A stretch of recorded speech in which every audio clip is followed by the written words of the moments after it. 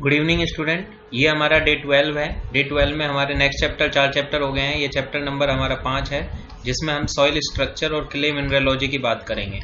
ठीक है, तो सबसे पहले हम सॉइल स्ट्रक्चर का क्विक रिवीजन कर लेते हैं, जिससे कि आपको समझ में आए कि बेसिकली हमें पढ़ना क्या है। देखिए, मोटा मोटा अगर देखें तो सॉइल स्ट्रक्चर वैसे तो 6 होते हैं, पर मोटा मोटा दे तो 4 प्रकार के सॉइल स्ट्रक्चर होते हैं। सॉइल स्ट्रक्चर का मतलब क्या है? सॉइल स्ट्रक्चर का मतलब है मिट्टी के कण आपस में, सॉइल मास में मिट्टी के कण किस प्रकार से एक दूसरे के साथ अरेंज हैं, उसी को ही क्या कहा जाता है? सॉइल स्ट्रक्चर कहा जाता है। ठीक है, सॉइल के जो पार्टिकल है सॉइल मास में किस प्रकार से ज्योमेट्रिकली एक दूसरे से अरेंज है, किस प्रकार से जुड़े हुए हैं, किन फोर्सेस के से बंधे हुए हैं, इन सब के बारे में हम देखते हैं। वो किस में देखते हैं? सॉइल स्ट्रक्चर के बारे में देखते हैं। मोटा मोटा अगर देखें तो सॉइल स्ट्रक्चर 4 प्रकार के होते हैं। एक सिंगल ग्रेन, हनीकॉम्ब और फ्लोक्यूलेटेड। मैंने आपको पहले ही बता दिया था कि सॉइल जो होती है उसको मोटा मोटा देखें तो दो प्रकार की मिट्टियों में बांटा जा सकता है। कोर्स ग्रेन सॉइल और दूसरा हमारा कौन सा है? Fine grain soil. ठीक है, फाइन ग्रेन सॉइल।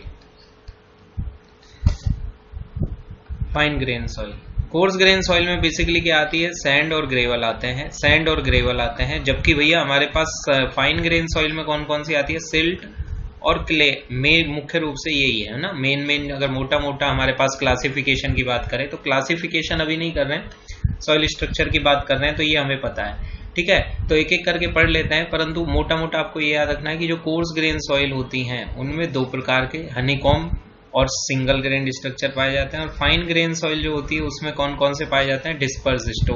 फ्लोक्यूलेटेड और डिस्पर्स स्ट्रक्चर पाया जाता है, मोटा मोटा। ठीक है, इसमें भी कोर्स ग्रेन ग्रेवल और कोर्स सैंड और मीडियम सैंड में ये फाइन और सिल्ट के साथ ये वाला अरेंजमेंट होता है। इनमें ग्रेविटी फोर्स ज्यादा इंपॉर्टेंट होते हैं, क्योंकि पार्टिकल का साइज बड़ा बड़ा होता है। अगर पार्टिकल के साइज बड़े बड़े हैं तो सरफेस फोर्सेस की तुलना में ग्रेविटी फोर्स ज्यादा डोमिनेटिंग होते हैं। जबकि क्ले में यदि अनडिस्टर्ब क्ले है, एक नोट डाल के याद रखेंगे इस चीज को आप, कि जब भी हम बात करते हैं कौन सी? Undisturbed clay. अगर अनडिस्टर्ब क्ले हमारे पास, तो भैया फिर तो हमारे पास कौन सा स्ट्रक्चर कहलाता है? फ्लोक्यूलेटेड। और अगर डिस्टर्ब्ड क्ले होती है तो भैया उसमें कौन सा स्ट्रक्चर कहलाता है? हमारे पास डिस्पर्स स्ट्रक्चर कहलाता है। चलिए एक एक करके हम डिटेल में इसके बारे में जानकारी ले लेते हैं, जिससे कि हमको ये चीज समझ में आ जाए कि क्या चीज है। नेक्स्ट पेज पर चलते हैं। मेरे ख्याल से आपको ये दिख रहा होगा, मैं हल्का सा जूम और कर देता हूं। देखिए भैया, सबसे पहले हमारे पास कौन सा स्ट्रक्चर है? Single grain structure. हम यहाँ पर ये देखेंगे कि भैया इनमें से ऑब्जेक्टिव क्वेश्चन क्या क्या बन सकते हैं। तो भैया पार्टिकल्स को बिल्कुल बस सिंपल जैसे रखते हैं ना अपन, जैसे मान लीजिए एक कांच का डब्बा ले लें, और उसमें यदि हमारे पास कंचे जो होते हैं, मार्बल अपने पास बोलते हैं मार्बल्स, जिनको कंचे जो होंगे हमारे, उनको जैसे रख दे, तो भैया जो संरचना उनकी होगी वही सिंगल ग्रेन स्ट्रक्चर की होती है। कण एक दूसरे से पार्टिकली कांटेक्ट होते हैं। यहाँ पर कौन से फोर्स ज्यादा इंपॉर्टेंट होते हैं? ग्रेविटी फोर्स ज्यादा डोमिनेटिंग होते हैं, किसकी तुलना में? सरफेस फोर्सेस में। इसमें एक और है, सिंगल ग्रेन सॉइल स्ट्रक्चर में यदि पार्टिकल थ्योरेटिकली 2 कंडीशन, यदि पार्टिकल कैसा हो? यूनिफॉर्म हो और स्पेरिकल हो और यूनिफॉर्म हो। अगर ऐसा होता है तो भैया फिर मैक्सिमम वॉइड रेशियो जो होता है वो 0.91% होता है, और मिनिमम वॉइड रेशियो जो होता है वो 0.35% या 0.35 या 35% होता है। ठीक है, तो ये हमारे पास ई मैक्सिमम और ई मिनिमम का क्राइटेरिया है, जो आपको मैंने रिलेटिव डेंसिटी में भी पिछले लेक्चर्स में बताया हुआ है। ठीक है, यहाँ पर एक चीज और है, अगर आपको ई पता है तो 1+ में ई करके आप क्या निकाल सकते हैं? पोरोसिटी। तो 0.91 में 1+ में 0.91 करके आप जब निकालेंगे तो जो पोरोसिटी का अधिकतम मान है वो हमारे पास आता है 0.4761, या मोटा मोटा कहे 47.61%। और इसी तरीके से ई मिनिमम जो आता है, पोरोसिटी का मिनिमम मान जो आता है, जो ई मिनिमम होता है वो तो कितना होता है? 0.35। ठीक है, और ई मिनिमम जो होगा वो आएगा 25.92%। ये मोटा मोटा आपको याद होना भी चाहिए। ठीक है, तो ये सिंगल ग्रेन सॉइल स्ट्रक्चर है। इसके अलावा ऑब्जेक्टिव में आपको क्या याद रखना है, ये चीज देखें, मुद्दे की चीज देखिए। जो single grain structure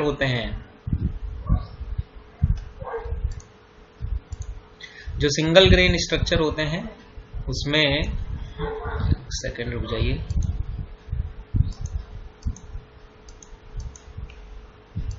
single grain soil structure होते हैं उनमें बेसिकली क्या होता है, मेनली तो जो स्ट्रक्चर जो डिपेंड करते हैं, एक चीज ये नोट डाल लीजिए, नोट्स ये नेक्स्ट नोट्स हैं हमारे पास। स्ट्रक्चर जो होगा वो कोर्स ग्रेन सॉइल में होता है, वो सिंगल ग्रेन, और हमारे पास हनीकॉम्बिंग बताया था मैंने, और क्लेई सॉइल है ना।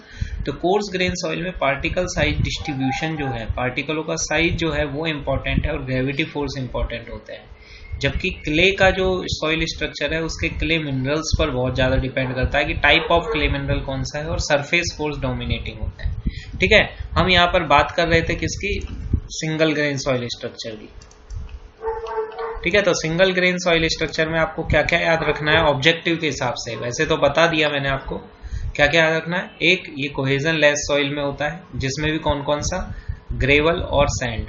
ठीक है, ग्रेवल और सैंड, ठीक है, ये हमारे पास है।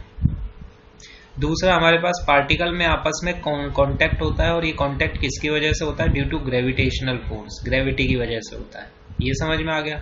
ठीक है, नॉर्मल वाइब्रेशन और शॉक लोडिंग में ये बहुत अच्छी स्ट्रेंथ दर्शाते हैं, बहुत अच्छी स्ट्रेंथ दर्शाते हैं, और इनमें सेटलमेंट जो होता है वो सबसे कम होता है। सेटलमेंट ज्यादा नहीं होता क्योंकि ऑलरेडी पार्टिकल अच्छे से अरेंज होते हैं।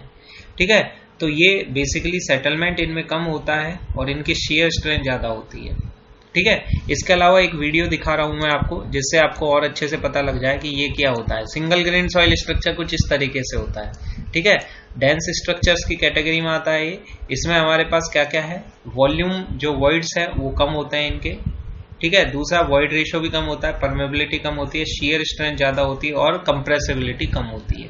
ठीक है, तो ये हमारे पास स्ट्रक्चर है जिसको हम कौन सा बोल रहे हैं, सिंगल ग्रेन सॉइल स्ट्रक्चर बोल रहे हैं। चलिए नेक्स्ट पर आ जाते हैं। दूसरा हमारा जो है वो कौन सा है, हनीकॉम्बिंग सॉइल स्ट्रक्चर।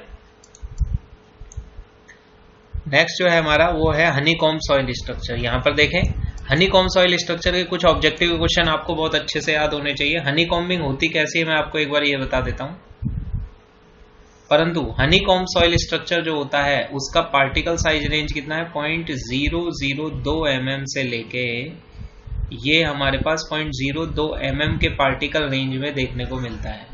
अब यहाँ पर एक चीज आप देखिए, सिल्ट की जो रेंज होती है, एक बार ये ले लेता हूं मैं। सिल्ट की जो पार्टिकल रेंज होती है वो 2 माइक्रोमीटर से लेके 75 माइक्रोमीटर तक की होती है। 2 माइक्रोमीटर का मतलब 0.002 mm, और भैया 75 माइक्रोमीटर का मतलब 0.075 mm। ठीक है, इससे ऊपर कौन सा होता है आपको बहुत अच्छे से पता है। इससे ऊपर जो होता है वो हमारे पास क्या होती है, सैंड होती है। ठीक है, और सैंड में भी 3 प्रकार के होते हैं, कौन सी, कोर्स सैंड, दूसरी मीडियम सैंड, और तीसरी हमारे पास है, मैं यहाँ पर डिटेल में इसलिए बता रहा हूँ जिससे ऑब्जेक्टिव कोई भी क्वेश्चन में आपको दिक्कत ना है। तीसरी हमारे पास कौन सी होती है, फाइन सैंड, फाइन सैंड होती है। अगर मैं यहाँ बात करूँ तो 75 माइक्रोमीटर से लेके हमारे पास 425 माइक्रोमीटर तक की रेंज फाइन सैंड की होती है। 425 माइक्रोमीटर से लेके 2 mm की रेंज जो होती है कोर्स मीडियम सैंड, और 2 mm से लेके 4.75 mm के बीच की हम बात करेंगे तो ये हमारे पास कौन सी होगी, कोर्स सैंड होगी। अब यहाँ पर एक ध्यान से देखिए, आपने पास जो मैंने रेंज आपको यहाँ लिखाई 0.002 mm, तो क्ले से बड़ा पार्टिकल है जिसमें 0.075 तो आ ही रहा है, साथ में कौन सी रेंज भी कंप्लीट हो रही है, लगभग हमारे पास लगभग हमारे फाइन सैंड की भी होती है। तो एक ऑब्जेक्टिव का क्वेश्चन याद रखेंगे कि हनीकॉम्बिंग जो सॉइल स्ट्रक्चर है वो ज्यादातर कौन सी मिट्टियों में मिलता है, ज्यादातर कौन सी मिट्टी में मिलता है, फाइन सैंड और सिल्ट में पाया जाता है। ये चीज आपके दिमाग में बिल्कुल अच्छे से होनी चाहिए। ठीक है, यहाँ पर पार्टिकल्स किस प्रकार से कांटेक्ट में रहते हैं मैं आपको एक बार इसका इमेज दिखा देता हूँ। ये आपके सामने जो है वो हनीकॉम्बिंग सॉइल स्ट्रक्चर है, और पार्टिकल यहाँ पर कैसा बना देते हैं, ब्रिज लाइक स्ट्रक्चर बना लेते हैं, स्मॉल ब्रिज लाइक स्ट्रक्चर बना लेते हैं।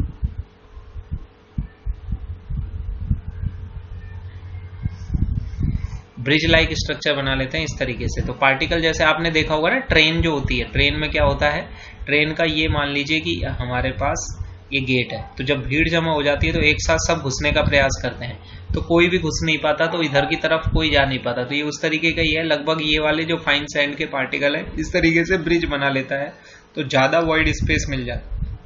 ठीक है।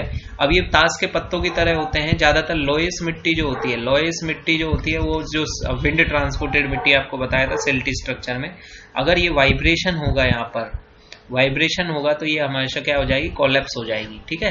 तो हनीकॉम्ब स्ट्रक्चर की रेंज याद रखनी है जो इंपॉर्टेंट है। इसमें ब्रिज लाइक स्ट्रक्चर हो जाता है, पार्टिकल अभी भी कांटेक्ट में रहते हैं पर छोटे छोटे वर्ड के ऊपर एक ब्रिज से बन जाते हैं, इन्हीं को ही हम हनीकॉम्बिंग सॉइल स्ट्रक्चर कहते हैं। अगर इनकी बात करें क्या, कंप्रेसिबिलिटी। अब ऑब्जेक्टिव के पॉइंट ऑफ व्यू से हमारे पास क्या क्या इंपॉर्टेंट है वो देख लो एक बार। यहाँ देखिए हनीकॉम्बिंग में आपको क्या क्या लिखा दिया मैंने, आप ये डाटा थोड़ा सा ना याद रखें, बात तो वही है सिल्ट और फाइन सैंड और सिल्ट की बात, पर रेंज आपको मैंने जो लिखाई है वही याद रखेंगे आप यहाँ पर। ठीक है, चलिए आगे देखो। यहाँ पर जो पार्टिकल्स होते हैं, particle held by a mutually attraction due to the cohesion but they do not possess plasticity. यानी हनीकॉम्बिंग सॉइल स्ट्रक्चर होगा तो वहां पर प्लास्टिसिटी नहीं होगी, प्लास्टिसिटी नहीं होगी। ठीक है, म्यूचुअली अट्रैक्शन के द्वारा ये रुके हुए तो हैं आपस में हल्का फुल्का, परंतु इनमें प्लास्टिसिटी फिर भी नहीं दर्शाई जाती। ठीक है। दूसरा, ये लूज स्टेट में होती हैं, लूज स्टेट में होते हैं, जैसे विंड ट्रांसपोर्टेड जो मिट्टी होती है तो लूज स्टेट का स्ट्रक्चर होता है, इसकी स्ट्रेंथ बहुत कम होगी। अंडर शॉक वाइब्रेशन में ये कोलैप्स हो जाते हैं, इसलिए इसको कोलैप्सेबल स्ट्रक्चर भी बोलते हैं।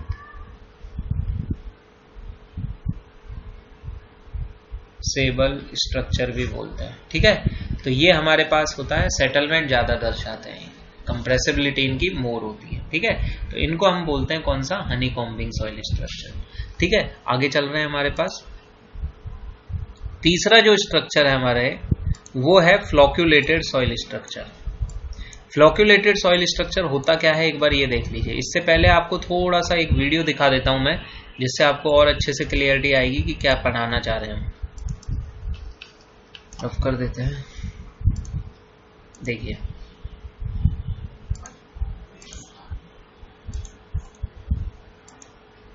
ये हनीकॉम्बिंग सॉइल स्ट्रक्चर जो है ना उसकी बात हो रही है। हनीकॉम्बिंग सॉइल स्ट्रक्चर कुछ इस तरीके से होता है, इस तरीके से ब्रिज टाइप में बना लेते हैं ये स्ट्रक्चर। लार्ज वॉइड होते हैं जिनके कारण परमेबिलिटी इनमें क्या होगी, ज्यादा होगी।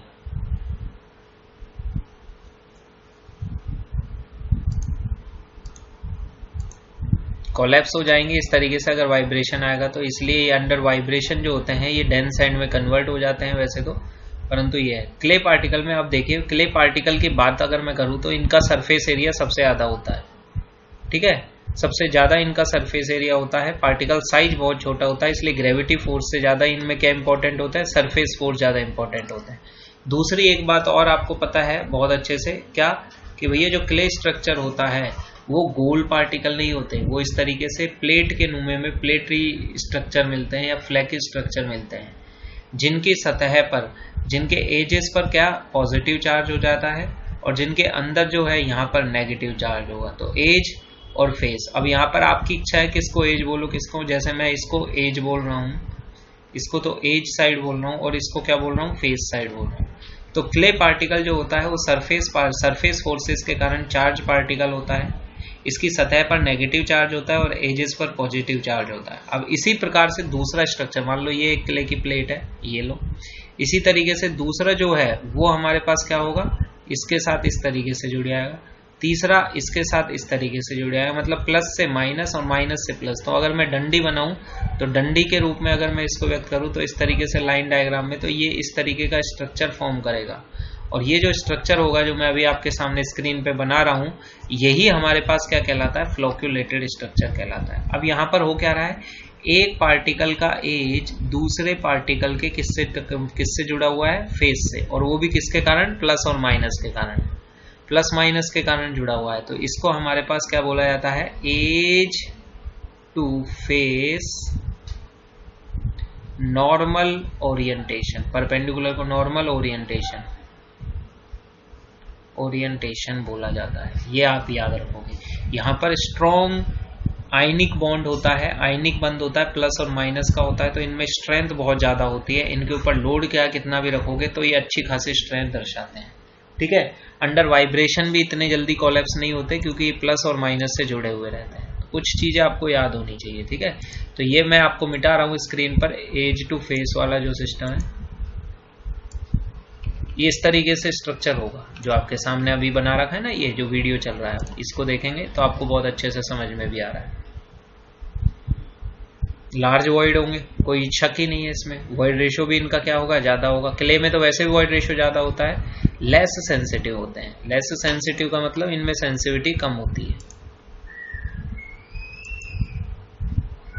और जब रिमोल्डिंग होंगे तो ये क्या हो, remoulded charge the flocculated structure, remould होने पर ये डिस्पर्स स्ट्रक्चर में बदल जाता है।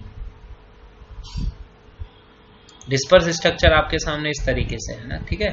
तो एक बार नोट्सों पे आ जाते हैं हमारे पास, देन हम आगे बात करेंगे। तो ये फ्लोक्यूलेटेड स्ट्रक्चर होता है, फ्लोक्यूलेटेड स्ट्रक्चर है। अब इसमें हमको क्या क्या पढ़ना है वो देख लो। फ्लोक्यूलेटेड स्ट्रक्चर में ये लाइट वेटेड सॉइल में पाया जाता है, वॉइड रेशियो लार्ज होता है, याद हो गया, ठीक है। दूसरा, एक्सटर्नल फोर्स को अच्छे से लेता है, नहीं इनकी शियर स्ट्रेंथ अच्छी होती है, इनकी बियरिंग कैपेसिटी काफी अच्छी होती है, इनकी कंप्रेसिबिलिटी कम होती है, परमेबिलिटी इनकी ज्यादा होती है वॉइड रेशियो ज्यादा होने के कारण, और स्ट्रेंथ इनकी ज्यादा होती है, ठीक है। इनकी सेंसिटिविटी कम होती है, ठीक है। तो ये आपको फ्लोक्यूलेटेड स्ट्रक्चर में याद रखना है, ठीक है। आगे चले,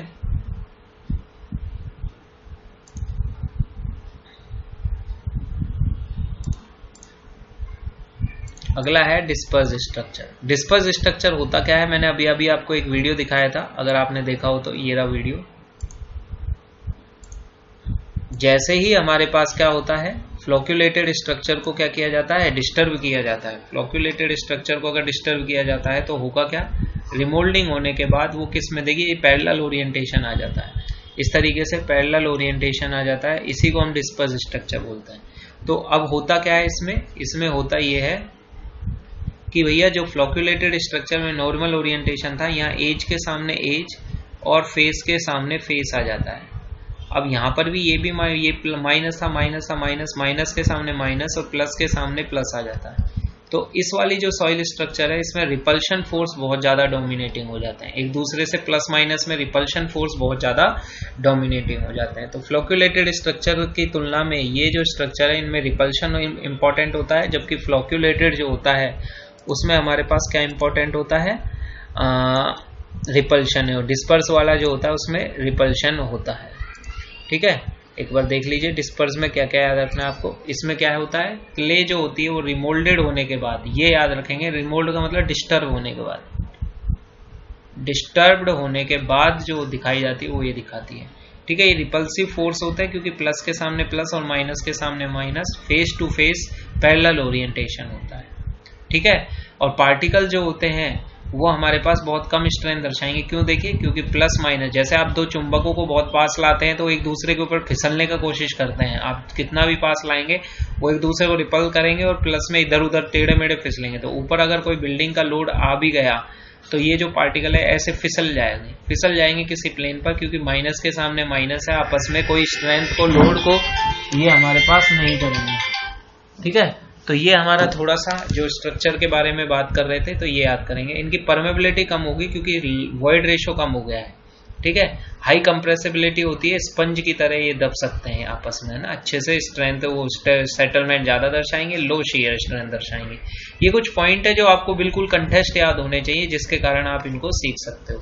समझ में आ रहा होगा आपको, कोई इश्यू नहीं है, आराम से आपने कर लिया होगा, ठीक है। तो ये है हमारा डिस्पर्स स्ट्रक्चर। चलो आ जाओ अपने नोट्सों पे आ जाओ।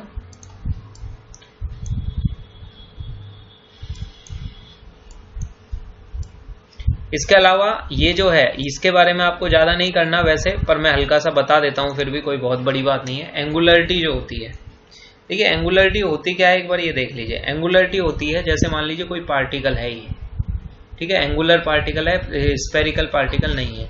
तो अगर इस एंगुलर पार्टिकल को इसके क्या किया जाए, मैक्सिमम, जैसे मान लीजिए ये इसका सेंटर है, तो इससे जो सबसे मैक्सिमम दूरी की जो रेडियस होगी, जैसे मान लीजिए ये सबसे ज्यादा दूर की रेडियस है, ये मैक्सिमम रेडियस है, इस रेडियस को सर्कल की रेडियस मानकर खींचा गया जो स्पेयर होता है वो, ठीक है। तो यहाँ पर क्या होगा, एवरेज रेडियस ऑफ कॉर्नर, देखिए इस कॉर्नर की रेडियस कम है, इसकी और कम है, इसकी थोड़ी ज्यादा है, इसकी सबसे ज्यादा है, तो ये तो एवरेज हो गई। मान लीजिए इसकी R1, R2, R3, R4, R1, तो R1 + R2 + R3 and sworn जितने भी है n का भाग दे दिया, तो एवरेज रेडियस आ गई, ठीक है। और मैक्सिमम रेडियस जो हो सकता है यहाँ पर, ये जो है इसको मान के, जो ये मैक्सिमम रेडियस का सर्कल है इसकी रेडियस, इसको बोलते हैं पार्टिकल की एंगुलरिटी। कोई पार्टिकल की एंगुलरिटी जितनी ज़्यादा होगी उसकी स्ट्रेंथ उतनी ज़्यादा होगी। क्यों? क्योंकि उसमें इंटरलॉकिंग उतनी ज़्यादा मिलेगी, स्ट्रेंथ उतनी ज़्यादा होगी। ठीक है।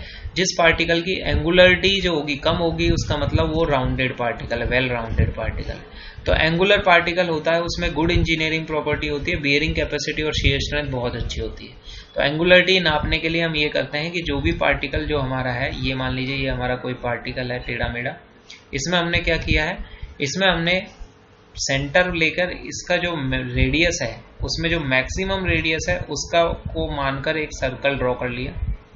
उसकी रेडियस तो यहाँ आएगी और ऊपर एवरेज रेडियस आएगी। ठीक है। तो एंगुलरिटी जो होती है पार्टिकल की, ये होता है। इसके अलावा इतना सब होने के बाद एक चीज और आपको पता होनी चाहिए, क्या कि जो कोर्स ग्रेन स्केलेटन होते हैं, ये इसमें क्या है, जो सॉइल स्ट्रक्चर, अभी बैटरी लो हो गई है, चलो अगले लेक्चर में हम आगे पढ़ लेंगे, पर यहाँ देख लो कोर्स ग्रेन सॉइल स्केलेटन जो होता है उसमें वॉइड स्पेस क्या होते हैं, कोर्स ग्रेन सॉइल स्केलेटन क्या होता है, एक बार रुक जाओ मैं एक बार चार्ट लगा दूं। तो मेन रूप से जो चार होते हैं वो तो स्ट्रक्चर आपको बता दिए, डिस्पर्स, फ्लोक्यूलेटेड, सिंगल ग्रेन और अपना ये वाला क्या कहते हैं, कोर्स ग्रेन सॉइल स्ट्रक्चर, है ना। ओ किधर गया ये, सॉरी, हाँ, मेन चार स्ट्रक्चर तो हो ही गए। इसके अलावा भी हमारे पास दो स्ट्रक्चर माइनर अपने पास पढ़ने होते हैं। उसमें होता क्या है ये देख लो।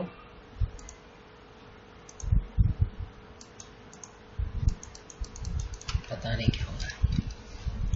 Coarse grain skeleton, coarse grain structure मतलब क्ले पार्टिकल्स कम होते हैं और ग्रेवल वगैरह ज्यादा होते हैं। Gravel, coarse grain particle, gravel sand के पार्टिकल ज्यादा होते हैं, उनको बोलते हैं कोर्स ग्रेन स्केलेटन। स्केलेटन का मतलब ढांचा, जैसे हड्डियां होती है ना उस तरीके से, तो ये काम करते हैं ये। एक और होता है जिसमें क्ले की मात्रा ज्यादा हो और फाइन कोर्स ग्रेन पार्टिकल बहुत कम मात्रा में हो, उसको बोलते हैं clay matrix structure, clay matrix structure. तो ये याद कर लेंगे, कोर्स ग्रेन स्केलेटन में क्ले होती है पर कम मात्रा में होती है, जबकि क्ले मैट्रिक्स में क्ले ज्यादा मात्रा में होती है, कोर्स ग्रेन कम मात्रा में होता है, इसमें उल्टा होता है। ठीक है। ये और कंपोजिशन है जो आपको याद होना चाहिए। ठीक है। तो ये तो हमने बात करी सॉइल स्ट्रक्चर्स की। अगले लेक्चर में हम क्ले मिनरलोजी की और फील्ड आइडेंटिफिकेशन की बात करेंगे, जिसके बाद हमारा क्विक रिवीजन खत्म हो जाएगा और फिर हम इसके क्वेश्चन गुप्ता एंड गुप्ता के करेंगे। ठीक है। जय हिंद, वंदे मातरम।